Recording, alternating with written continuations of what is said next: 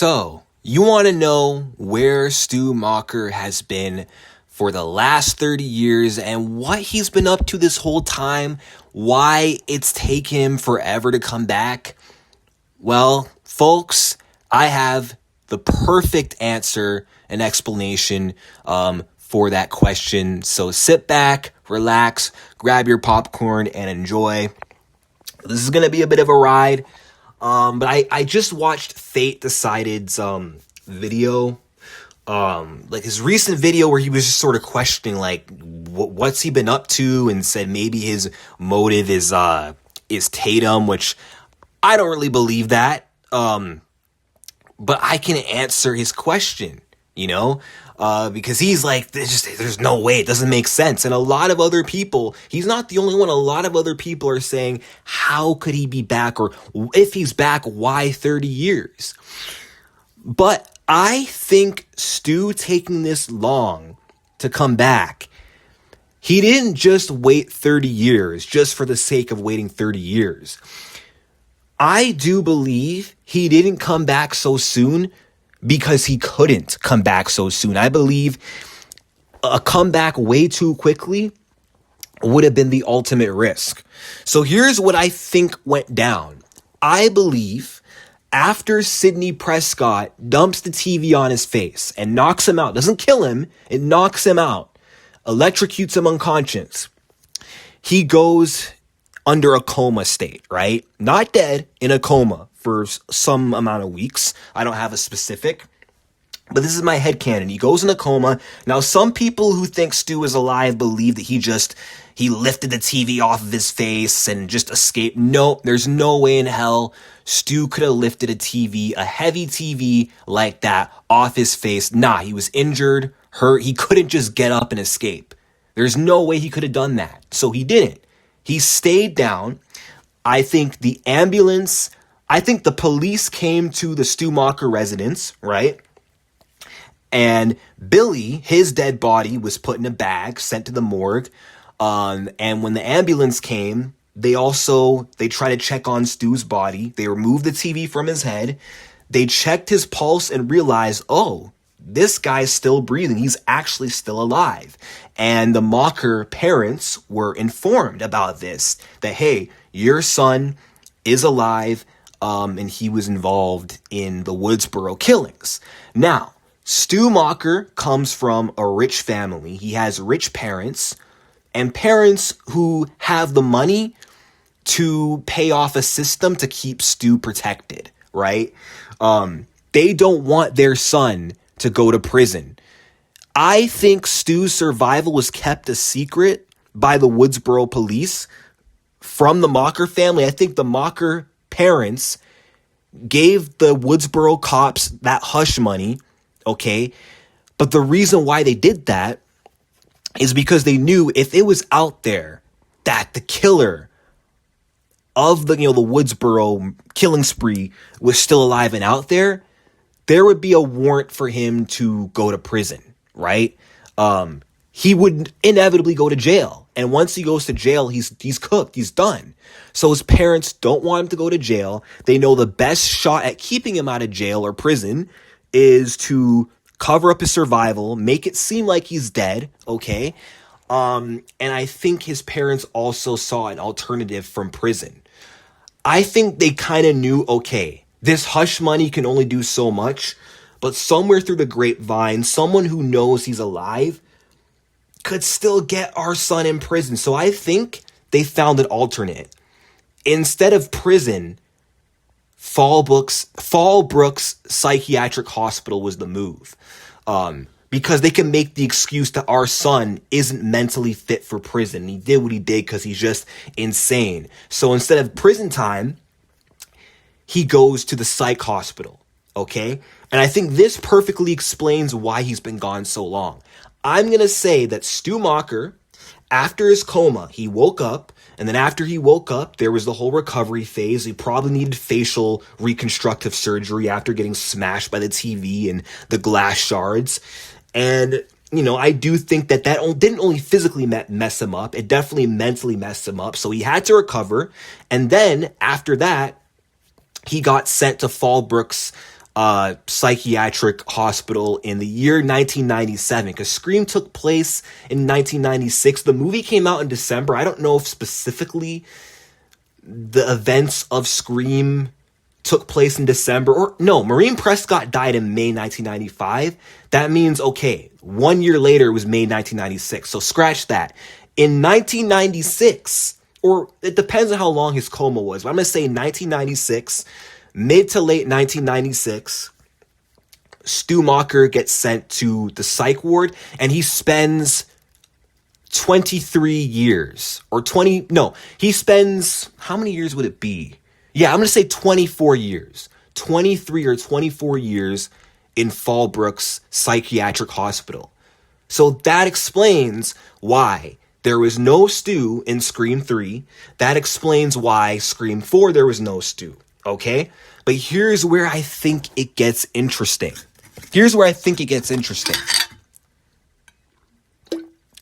After they release him from, the psych ward, and I think the reason why they release him is because enough time has passed since, the first Woodsboro murder spree.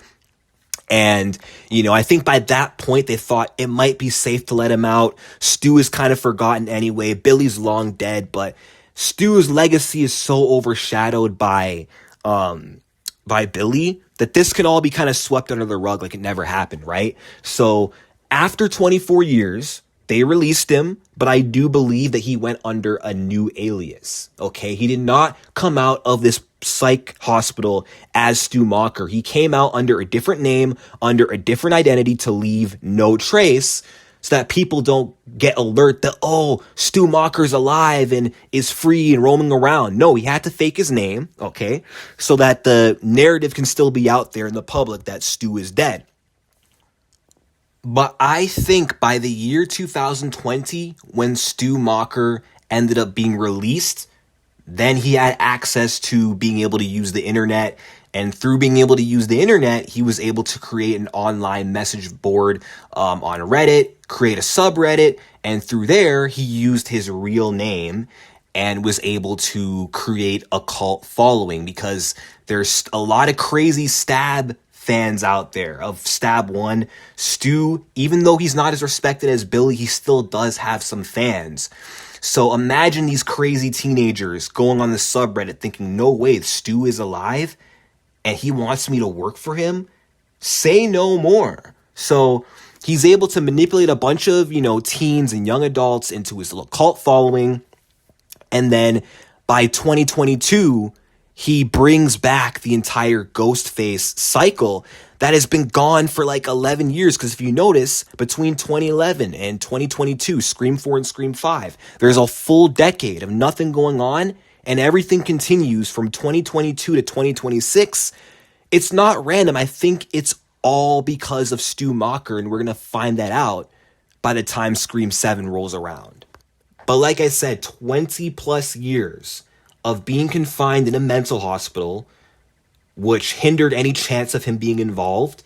And then I think he spent, after his release, 2 years building a full cult following until he felt he had enough followers to get everything going by 2022. Okay, and then therefore we have the events of Scream 5. And it's no coincidence that Amber Freeman has Stu Macher's house, that she lives in his house. And I have always had this theory that what if Stu specifically bought that house for Amber? Literally paid for it, pays all the bills, covers everything. What if that's the case? I mean, maybe not. Maybe Amber, how long has Amber lived in Woodsboro? Because if she's lived there all her life, then that theory falls completely flat. But if not, if she's like a new neighbor and her parents just so happen to not be around, what if she's not even Amber Freeman? What if that's a fake name? What if she came here specifically because of Stu and we don't even know anything about her parents or her background? So, I mean, maybe I'm wrong. Who cares? But that's just a thought, a theory, okay? And then the events of Scream 5 happen that are almost adjacent to the events of Scream 1. That feels by design. And then Scream 2023 happens. Scream VI happens. All of that happens because of Stu. Stu manipulates Jason and Greg. Stu uses the revenge cycle, tries to manipulate the Bailey family into continuing the hunt on the Carpenters in New York. He goes to New York and tries to kill Gale. Oh, and yeah, I forgot, he also killed Dewey in Scream 5. I gotta always mention that. So now we had the events of the last two movies that happened all because of Stu and his plan. And then I think he's been intentionally waiting specifically until the year 2026, because that marks the 30-year anniversary of the events of Scream 1, where Sydney didn't necessarily think she closed the thread because there was like several more movies since, but she thought she killed Stu and Billy. So she thought that chapter was done, and 30 years later, she thought she had had a happy ending that was established. She thought she had found peace and that the story was officially over. And how poetic would that be to come back on the 30-year mark and basically fracture that happy ending that Sydney thought she built for herself by, starting a family, marrying someone, having kids, just to then come and then, have her husband Mark killed and have her daughter Tatum traumatized.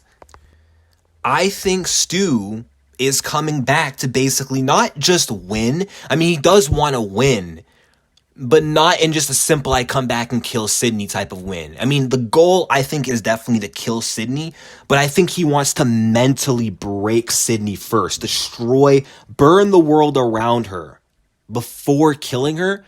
But should he fail to kill her, it's not going to matter to him. Even if Sydney kills him for real, as long as he feels like, I took something from Sydney, right? I ruined her life in a way. Then he feels he's won and that his goal is complete. That's why I don't think he cares if this time he gets caught. I think this time Stu wants to be caught.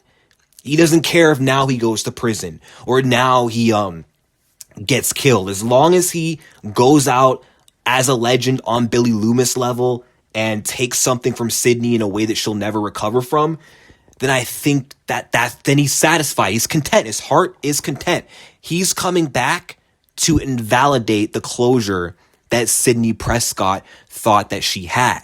But I don't think Stu could have pulled this off like in 2006 or 2016. I don't think he could have done this earlier. Even if he wasn't in the mental hospital, this would have been a lot harder to pull off because less time would have gone by. There would have been a higher risk of him getting caught and arrested without being able to complete the goals that he had in mind, right? I feel like 30 years, it bought enough time for Stu Macher, right? But that's why I think he's been gone this long. This is what I think he's been up to. This is why I think it's now of all times and not way earlier. And I just feel like now Stu has nothing to lose in 2026 compared to if he would have rushed his return coming back from the mental hospital, or if he wasn't in the mental hospital and just got overeager and trying to get his revenge, right? I feel like he had way more to lose within these last 30 years than the exact time that he's coming back. But yeah, that's my full explanation as to where Stu has been for these last several years, these last 30 years, why it's taken so long, why now. I think Scream 7 is going to explain it. Like, if he's not AI and if he's actually alive, they have to explain it. This is my headcanon, and even though this is not the official canon, and they might have a different explanation, I feel like this explanation makes a lot of sense. You'll watch this video, and whether you're a Stu believer or not, you'll think, okay, this actually makes a lot of sense. This could actually explain his absence without it just being, cheap nostalgia bait. Like, I think if this is the exact reason, if I'm right, I think his comeback is going to land perfectly. And if not, Kevin Williamson will find another good explanation that I think will land. But I mean, this is just perfect, 30 years, all this time. It may seem a little weird, but think about it like this. Name another Ghostface who's came back from the dead. Name a Ghostface who's resurrected.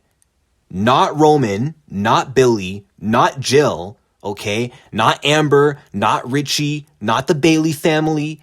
Could you imagine if Stu is the one Ghostface who came back from the dead, even though he didn't actually die? That's the narrative. We thought he was dead. Now here he is all this time later. They'll be talking about Stu like he's Ghostface Jesus. You know what I mean? And that is how I think he'll become probably bigger than Billy Loomis. And I actually think that is the ultimate endgame motive for Stu Macher. And I do think that they're going to sort of explore Stu's history in the Fallbrooks Hospital. Hence why I think Sydney and Gail end up going there. I mean, I don't think they'll necessarily know Stu is alive, but they'll know that there was a patient there who was let out, right? They'll probably know of the different alias that Stu went under or was protected under in the hospital. And then later they'll find out, oh, shoot, the patient all this time was Stu. But anyway, those are my thoughts. Let me know what you guys think in the comment section down below. Like and subscribe, and peace out.